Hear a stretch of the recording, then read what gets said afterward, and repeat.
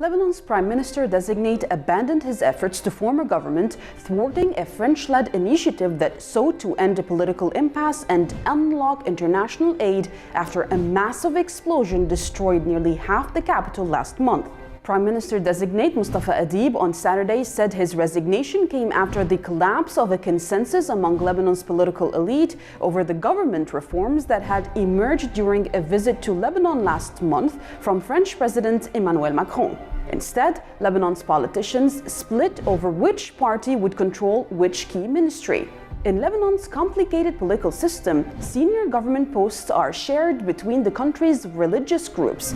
The president is Christian, the Speaker of Parliament is Shia, and the Prime Minister is Sunni. For almost a decade, Lebanon's political elite have maintained a consensus as to which party controls which key ministry. But now, international pressure under the pretext of combating corruption has put pressure on Lebanon's ruling class to put a government that excludes main parties like that of the Shia Amal movement and Hezbollah.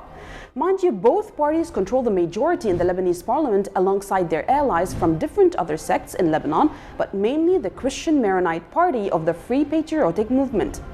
The failure to form a government comes at a time when the country is struggling with a host of problems that were compounded by the August 4th explosion at the country's main port that killed nearly 200 people. The local currency has lost more than 80% of its value against the dollar since last year, and inflation is skyrocketing. Fuel is scarce and some gas stations are rationing their supplies. Poverty and hunger are increasingly widespread. While Beirut once had a handle on the coronavirus, new cases have now spiked to more than 1,000 a day, stretching the battered medical sector to its limits. All this while the US maintains its indirect sanctions on the country for the sole purpose of pinning the crisis in Lebanon on none other than the Lebanese resistance, Hezbollah. Welcome to the Mideastream. I'm Marwa Osman.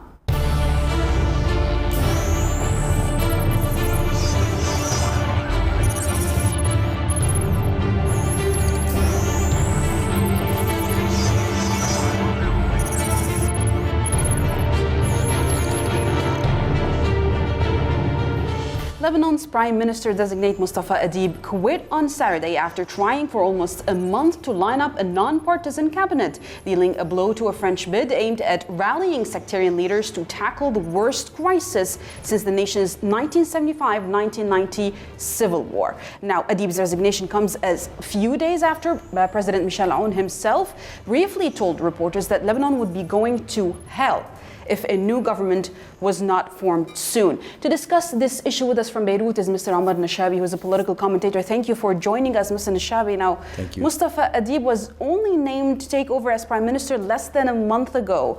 What is the main reason that made him fail to formulate a new government for Lebanon, despite the fact that we are in a very, very crucial situation? Well, as you said, the country is going through a lot of difficulties and challenges. You have this coronavirus that's spreading, and you have also an economic collapse. You have corruption that's widespread in the government, and you have the continuous Israeli threats and the pressure, especially after some Arab countries decided to sign a strategic alliance with Israel, and that created a lot of additional tension in the country.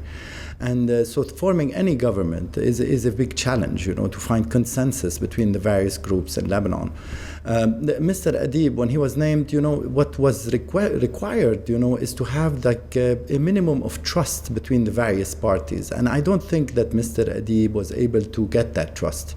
So a lot of Lebanese parties felt that they didn't trust the way the government was going to be formed and the mission of the government. You see, it's not about individuals, it's more about agendas. Mm-hmm. So there was a feeling that Mr. Adib was working based on a foreign agenda that could threaten the internal stability in the country on the long run, especially since Mr. Adib came as part of the French initiative, as you mentioned. And, I don't think that, when you have foreign forces intervening in internal affairs, even in a positive way, well, that requires the minimum consensus, internal consensus. And I don't think that minimum consensus was there. And that's why the Amal party and Hezbollah insisted on having on agreement over the distribution of seats in the government before the government. We will talk extensively about that, but first, the announcement of Adib is believed to have dealt a blow to French President Emmanuel Macron, who was trying to break the political stalemate in this crisis-hit country. Yet after his resignation, the Élysée announced that the French initiative is still on the table. Then, yes. Sunday night, Macron was all over the place trying to be the big brother, but in a negative way. Yes. How viable do you think this initiative is still on the table, knowing that the country has no much time left towards the complete economic collapse? Well, I don't think,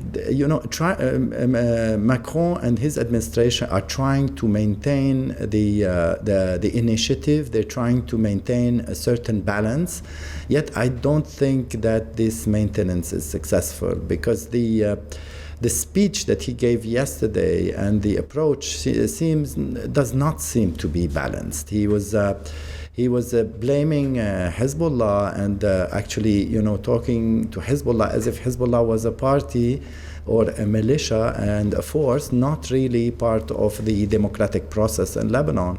He avoided to actually recognize that Hezbollah has members of parliament. They've been voted in the recent elections. This contradicts the way he started a month ago. Exactly, and I think that, and he tried, although, to be fair, in his speech yesterday, he tried to be balanced. He tried to not to put the whole blame on Hezbollah and Amal, and tried to say that, there were some parties in Lebanon, and the whole political class in Lebanon should be ashamed, as he said, and because they failed to find a solution.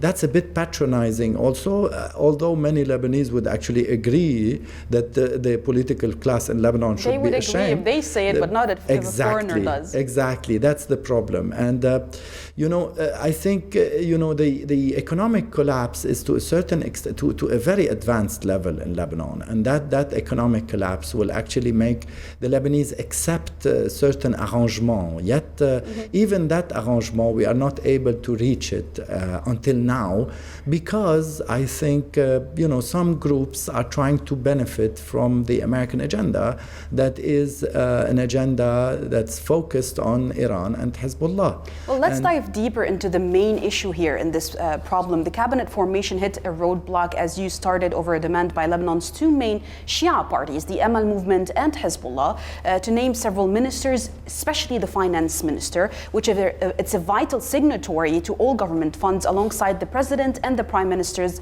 signature. That's why they said they wanted it. Why would the political parties refuse to allow them to have it, despite the fact that they have the majority in parliament to actually formulate the entire government? Yes, well, the program, as he said, as Mr. Macron and Mustafa Adib said, that the plan was to get a cabinet that doesn't have any people who are part of the political parties, and that they shouldn't be named by the political parties. I mean, That's should illogical. be people. It would fail in the parliament. Well, it's a problem that has to do with the whole constitution and the Taif Accords, because the Taif Accord and the constitution is based on sectarian balance. And therefore, this is also a very big problem. Like, I remember in the 90s, in 92, 93, the martyr Sayyid Abbas al-Musawi said that it will not work. This confessional distribution of power will not work. We need a civil state, secular state, where people can actually become ministers and become presidents and prime minister based on their qualifications, not based on their sect or their their religion, and that's Lebanon, because there's such a large diversity in terms of religion and sects. So it will not work, this power sharing between the different sectarian and religious groups. Yet constitutionally there's supposed to be a balance between the different confessions, and that's a problem, because that balance sometimes is unreachable. And here we have a very clear example that the balance is almost unreachable, and there is a very heavy external interference in Lebanese affairs, and that doesn't work this way. Even if it does, though. It does put on the table that the vital option in Lebanon is a secular state. But yesterday Macron said the opposite. Yeah, that's the problem. He said the opposite because he said that the constitutional framework requires that there be a certain confessional balance.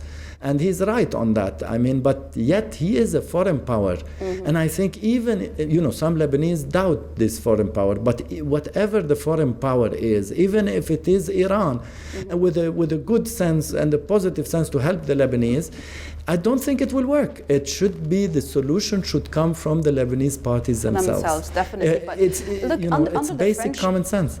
Under this French roadmap that was presented by Emmanuel Macron, the new government should take swift steps to tackle corruption and implement reforms which are needed to trigger billions of dollars of international aid. Here we go again, to fix our economy, which is a non-existing one. But the West has refused to allow the Lebanese to hold responsible those who led to the mountain of debt in Lebanon, like the governor of the central bank, Riyad Salameh, for example. But that's contradictory to the anti-corruption roadmap. Exactly. And I think, it would be a very big mistake to think that the Americans and the Israelis don't want to benefit from the situation that's there in Lebanon to push forward their agenda. And their agenda is to actually destroy any resistance to Israeli occupation and Israeli oppression. And I think they want to benefit from that. And they want to show that, for example, they want to focus on the fact that those corrupt people in Lebanon are those who support the resistance. And that's not the case. And I think, even if there are people who support the resistance who are corrupt, focusing on them is to serve the American agenda. And that doesn't really find a solution, because that is a good political opinion that supports resistance movement that has been working for years for justice. The American sanctions that were imposed recently on the former Minister of Finance are a horrible thing, because it actually stopped the whole process forward. It showed that the Americans have this agenda and they want to actually focus on their original target, that is Hezbollah. Well, it remains to be seen then in the upcoming few weeks how this conundrum will be solved, if there's a solution to begin with in Lebanon. I want to thank you very much, Mr. Ammar Nashabi, political commentator, for joining us. Please stay tuned for our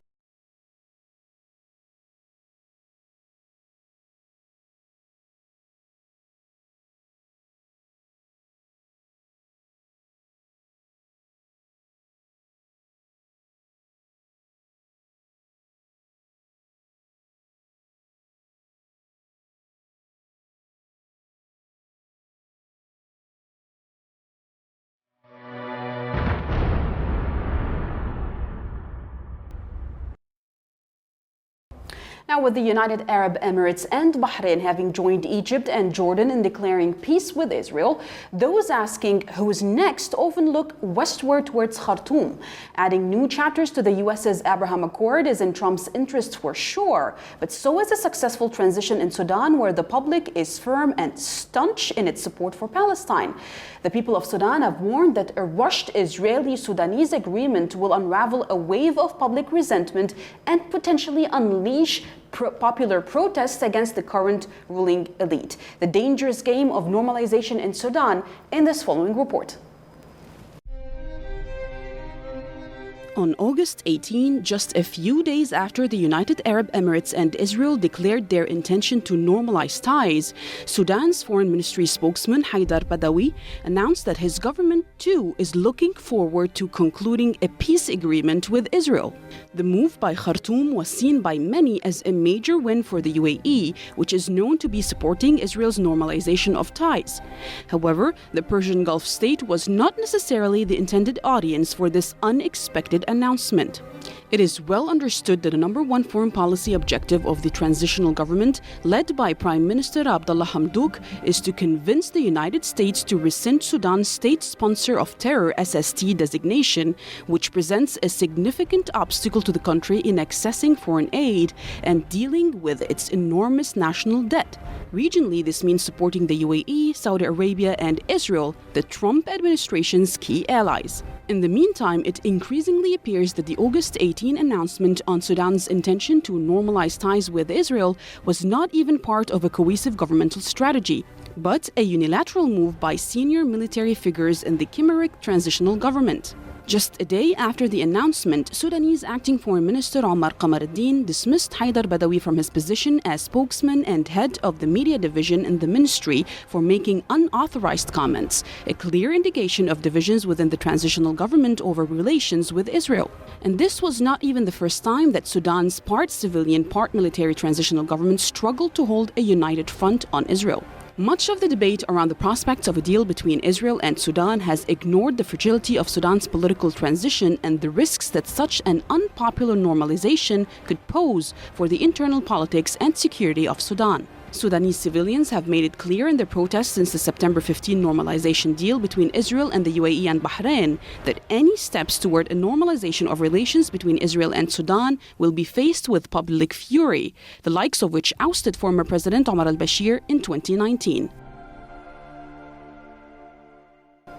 Now, to discuss this issue with us from London is Sami Hamdi, Editor-in-Chief of the International Interest. Thank you very much for being with us, Sami. Now, the U.S. pressure on Sudan to normalize with the Israeli regime reminds me of the 1983 Israeli-Lebanese peace agreement, which just collapsed in less than a year because it was signed by a Lebanese government without popular legitimacy. Do you think this will also be the case in Sudan now? I think it's important to understand the perspective from which the United States is approaching Sudan. There are three conflicting narratives that are prevalent when we talk about Sudan. The first is the protester narrative that this was an Arab Spring movement that brought down Omar al-Bashir. The second narrative is one held by the UAE that this was a coup, a UAE orchestrated coup. They used Salah Ghosh, the former intelligence chief, who was upset that al-Bashir was going to run in elections and not stand aside. So they overthrew, and the UAE brokered this government that we see today that is terrified of the people, that decided not to go to elections because it was worried that it would not be able to win in any elections. And the third narrative is a narrative which the US believes and that the US is adopting and the US is building its policy on, which is that the regime fell, or al-Bashir fell, as a result of 30 years of concentrated sanctions, of patience, of squeezing Sudan so that the people would get so angry and frustrated of the economic conditions that they would overthrow their regimes. So in other words, Washington believes that it brought about the fall of the regime, and therefore it is the one that brought about the changes in Sudan, and therefore it has every right to dictate the conditions on which Sudan would be reintegrated into the international community. And that's why Trump and the US are not sparing Sudan. They are really breaking Sudan's back, forcing terms of surrender that the Sudanese would not ordinarily expect, which includes the normalization of Israel, compensation for victims, which in itself is a bid to get Sudan to confess that it was a state sponsor of terror, because everybody believes that it was listed for political reasons and not because it actually is a state sponsor of terror. The US wants Sudan to come out and say, I was a state sponsor of terror, and the US was right all along, which Sudan doesn't want to do. And Sudan has never been a state sponsor of terror, and it insists that it was not a state sponsor of terror. So it's in this context, the idea that the US believes that it is its efforts that brought about the change of Sudan, and nobody can tell Washington what it can and can't do with Sudan. It is the reason why Sudan today is abandoning the Arab hope. Sami, gets us to the interesting role of the transitional government in Sudan, where one of the most significant ambiguities in the constitutional declaration that established the transitional government in Sudan was whether the Sovereign Council or the Cabinet or the Legislative Assembly holds primary responsibility for foreign policy in Sudan. However, the Legislative Assembly, which is supposedly empowered to set the political direction of the transition, has nothing to do, has not yet been established, which puts us at the hands of the Sovereignty Council chair, General Abdel Fattah al-Burhan. Might he just jump all over this and go normalize ties with Israel?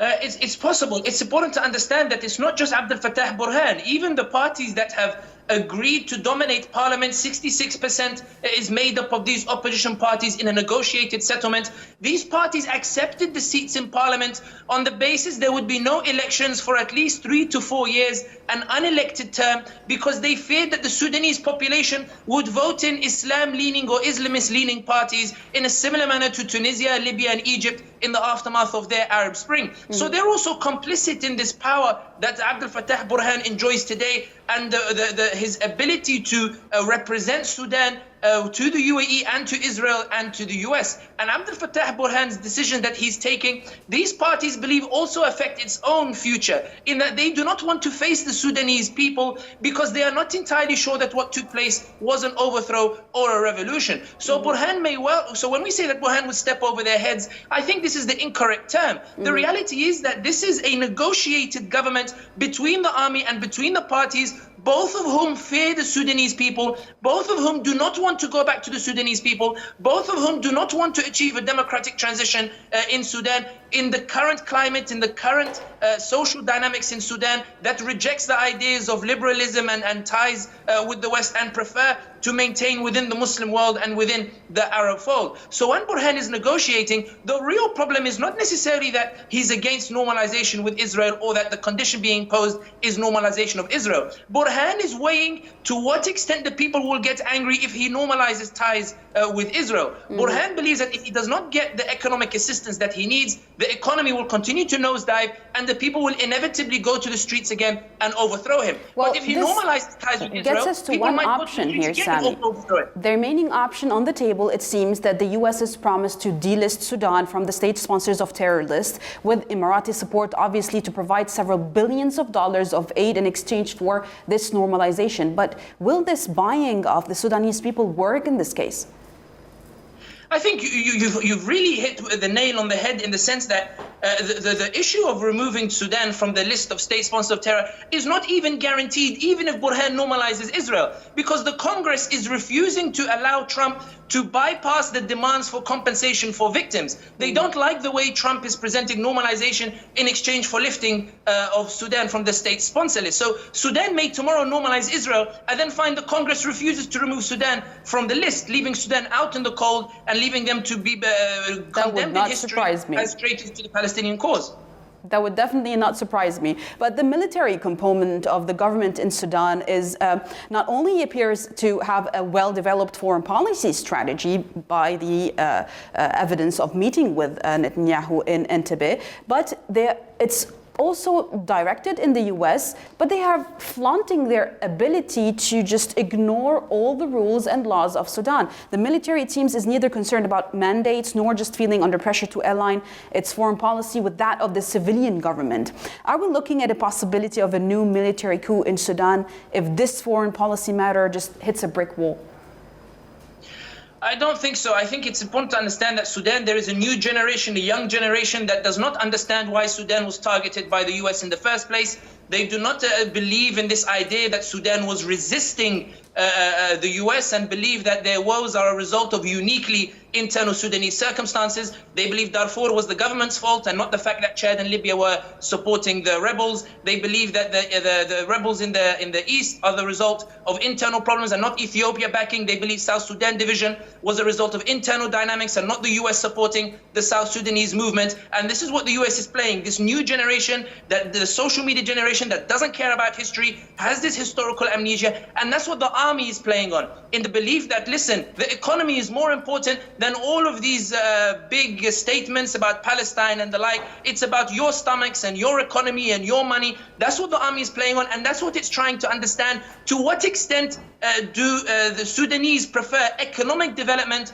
over Sudan continuing to be a country that supports resistance, that supports antagonism towards the West, that refuses to bow down and surrender to the desires of normalizing with Israel and essentially condemning the region to submission? The army believes that there's enough support for preferring economy over Palestine, and this is why it's willing to entertain the prospect of normalization. But of course, it's trying to see to what extent there will be a backlash. I think if a gun was put to my head and I had to make a prediction, the reality is that it's unlikely the Sudanese will overthrow the military just because they normalize ties with Israel. And this is the tragedy. This is the social engineering that the US wanted to bring about when it imposed sanctions in the 1980s. This is what the US wanted to achieve. And this is why Washington believes that this idea that there was a revolution is not true, and that it brought about the changes, and therefore it has every right to dictate the conditions of Sudan's surrender. This is the tragedy of Sudan today. Well, it remains to be seen whether this prediction will actually come true or not. I really hope it won't. But Sami, this is what the region of the MENA region in general is